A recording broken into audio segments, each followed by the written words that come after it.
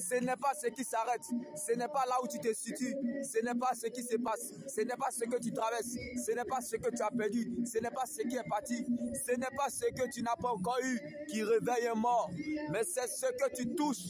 Je ne sais pas ce que tu touches, mais la foi ne touche pas à tout. La foi, elle touche à ce qu'elle croit.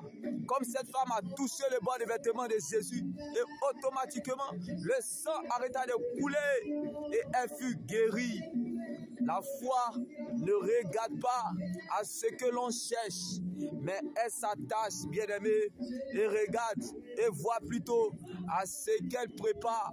Car ce n'est pas tout ce que, bien-aimé, l'on prépare qui vient, mais c'est ce que tu ne t'attendais pas ça. C'est ce qui va venir, comme Jésus qui pouvait nous le dire.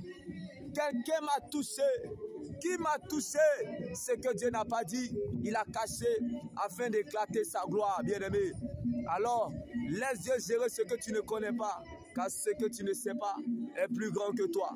Plus tes problèmes montent, plus ton amour pour Dieu doit augmenter, grandir. Car lorsque Dieu t'attend la tête, il compte sur lui-même pour t'accompagner. Alors que la joie du Seigneur soit ta force et ton partage.